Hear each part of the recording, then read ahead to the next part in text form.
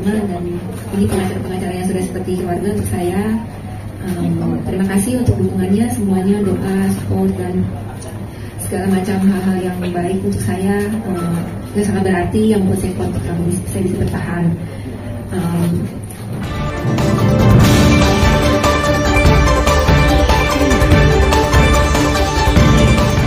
Hari ini adalah hari yang berbahagia buat kami, khususnya buat Jessica Wongso. Karena hari ini Tuhan memberikan kesempatan kepada Jessica untuk dapat bebas bersyarat dari lapas Pondok Bambu. Itu hari ini tanggal 18 bulan 8 tahun 2024. Jadi persis Jessica sudah hampir 8 tahun lebih, 8 tahun setengah menjalani hukuman di penjara Pondok Bambu Cibinong, Pondok Bambu, lapas Pondok Bambu. Hari ini kami kalau lihat di belakang ini, apa kata-katanya dia? Welcome home Jessica Wongso. Yes, welcome home. Yes, ya. Kami buat ini karena kami merasa memang Jessica sudah menjadi keluarga kami semua ini. Di sini ada semua tim lawyer yang menangani kasus Jessica selama ini yang tetap setia. Mulai tahun 2016 sampai sekarang 2024, tak satu pun yang berubah. Semuanya kita tetap konsisten melakukan bantu hukum kepada Jessica. Ada Firman Ridwan, Profesor Firman, ada Yaakob Hasibuan, ada Dame Purba, ada Nurul Firdausi, ada Postam Hidayat, ada Edi Batubara, ada James Purba, ada Benny, ada James Mariwan, ada Arya, satu lagi, ada Doni, ada Feni, dan semua yang ada di belakang kami ini. Semuanya ada tim-tim yang menangani Jessica itu. Jadi tentu teman-teman wartawan bertanya, kok tiba-tiba bisa keluar gitu ya? Padahal kemarin saya bicara tentang pengajuan PK. Ya terus terang aja, bulan yang lalu sampai ke 3 minggu lalu saya berniat dan sudah menyiapkan rencana untuk mengajukan peninjauan kembali. Dan saya banyak dihubungi oleh teman-teman wartawan tentang rencana PK tersebut. Sampai tadi malam pun, kemarin malam pun masih banyak pertanyaan untuk wawancara dengan saya tentang PK. Tapi itu saya katakan memang saya sudah dengar sedikit rencana keluarnya Jessica ini dari tahanan. Sehingga saya berpikir saya harus menunggu dulu situasi yang tenang, dan akhirnya tiba-tiba mengejutkan sekali bahwa hari ini kami mendapat kabar bahwa dia dibebaskan. Ya, dengan demikian tentunya saya menunda PK-nya pada waktu itu sambil menyelesaikan pengurusan segala surat yang berkaitan dengan keluarnya Jessica. Terus terang aja teman-teman, cukup baik memang buat kami, bukan mudah ya. Saya kan 8,5 tahun di sana, dan kami terus berkomunikasi selama 8 tahun ini, 6,5 tahun dengan Jessica. Jadi kita terus komunikasi, saya juga mengunjunginya secara konstan. Mungkin juga ada Hidayat Bostam yang juga rajin sekali datang ke sana, Eli dan sebagainya. Terus kita berdiskusi terus bagaimana melihat keadaan Jessica di sana. Dan saya harus katakan memang di lapas dia diperlakukan baik sama dengan tahanan-tahanan yang lain ya. Nanti mungkin Jessica bisa bercerita kalau ada saya. Tetapi yang paling pasti adalah bahwa tadi juga bahasanya ada banyak penggemar Jessica, sahabat Jessica ya.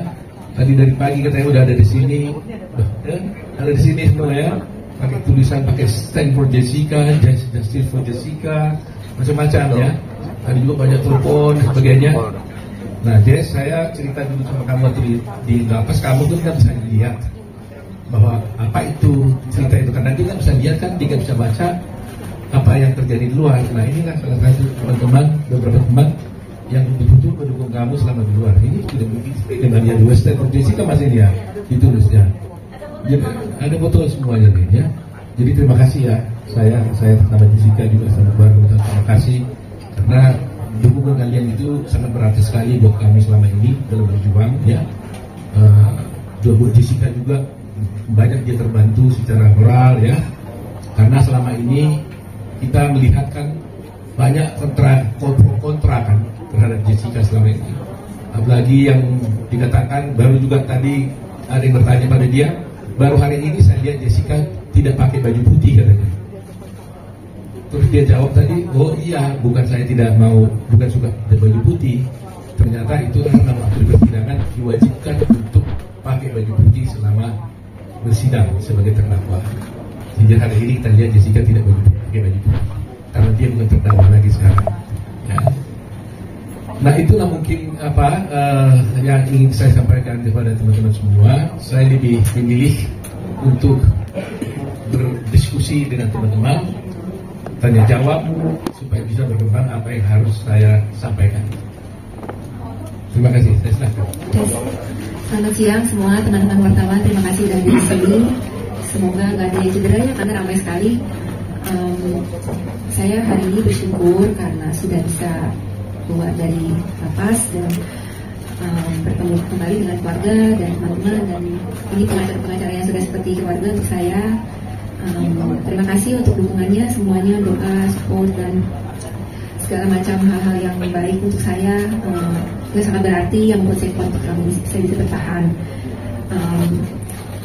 Saya gugup banyak banget orangnya.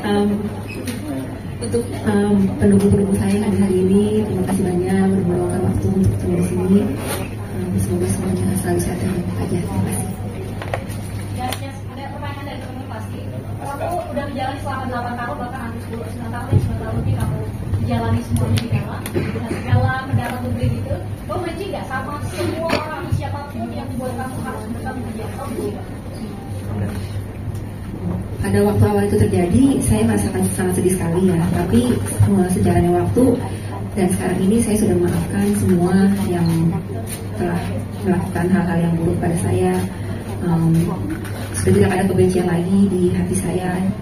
Jadi sekarang saya udah pulang aja untuk menjalani, setelah juga saya harus menjalani apa yang saya harus jalani. Jadi saya sudah memaafkan semuanya dan saya tidak ada dendam sama sekali. Kebencian diri saya sama sekali. Tinjauan kembali untuk pengadilan. Kalau untuk upaya hukum, saya akan serahkan ke Omoto karena Omoto ngomong soal upaya hukum. Baik, ada yang lain bertanya? Can I ask you, can you tell me what you're planning to do next? What are your plans now that you're free? I still have no idea what to do tomorrow because I just got released from prison and I have no plan yet. But I'll let you know. So you had no idea that it was going to be coming out? No.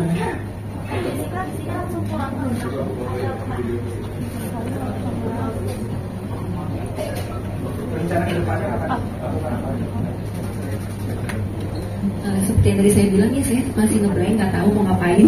Jadi untuk kemananya habis ini saya masih belum bisa jawab. Nanti saya akan berbincang lagi dengan sekitar saya. Secara psikologi atau kejiwaan sendiri menghadapi kehidupan ini kan benar-benar bergerak. Terus kira-kira inspirasi apa yang untuk masyarakat kira-kira bisa menerima dengan kejadian semua ini? Ada message bagi kita bisa kembali hidup normal seperti biasa dan secara terapinya seperti apa?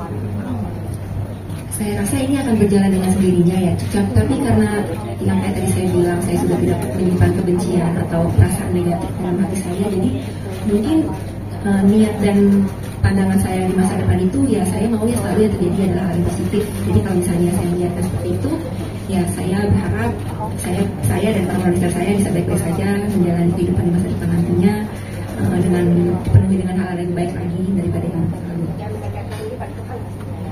Iya. Kan disebutkan sebelumnya akan tetap melakukan TK. Apakah ini karena Jessica juga mau membersihkan nama dari kesalahan ini atau seperti apa? Atau nama baik Jessica harus tetap diperbaiki melalui TK ini? Saya tanya itu dijawab katanya. Jadi begini ya mengenai soal PK ini ya. Terus terang aja kita mengambil posisi bahwa Jessica sudah dibebaskan dengan bebas bersyarat. Ya. Jadi kami tim hukum ini selalu menghormati hukum. Apapun putusan sudah pengadilan, itu kan sudah jelas bahwa Jessica dinyatakan bersalah.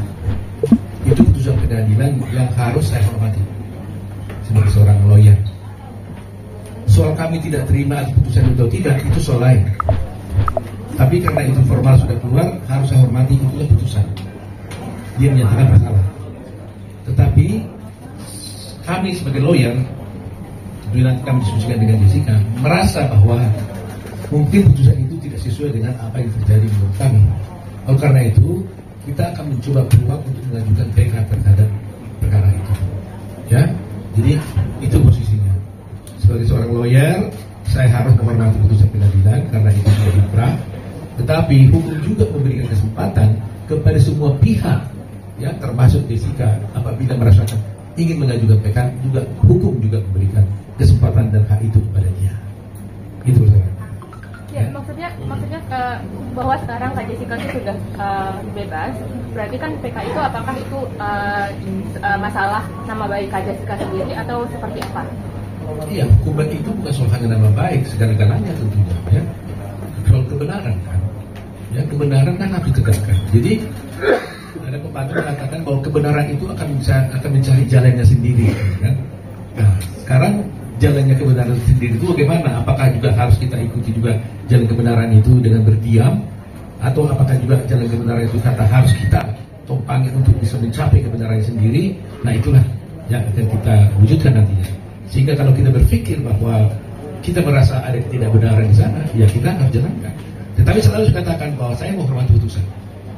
Sebab kalau saya tidak menghormati putusan, saya tidak akan pergi ke pengadilan. Ketika saya mau membela di pengadilan, tentunya saya harus hormati itu.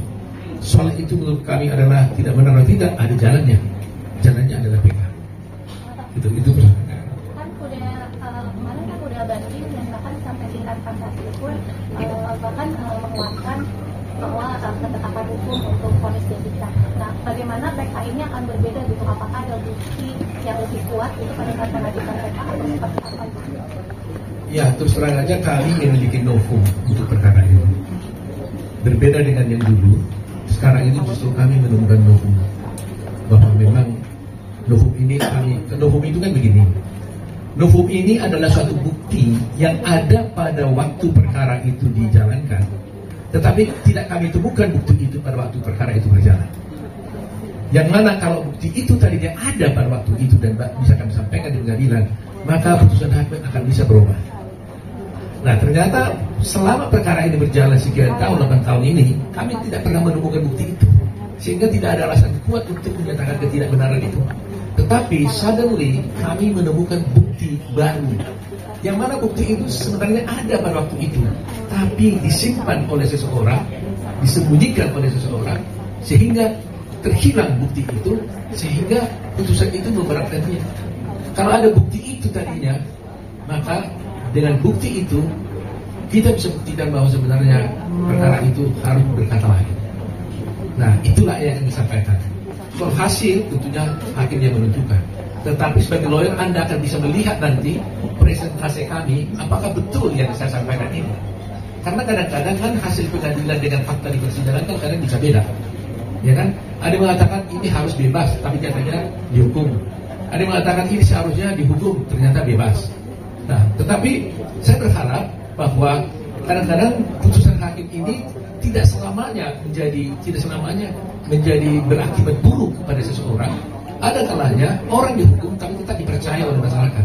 Karena masyarakat mengatakan dengan bukti-bukti dan fakta-fakta yang kita tampilkan di persidangan, dan beruntung kita sekarang sudah ada live di TV, semua bisa menonton apa yang terjadi di persidangan, maka bisa saja dikatakan wah berdasarkan ini sebenarnya ini harus bebas, tapi putusannya berhukum.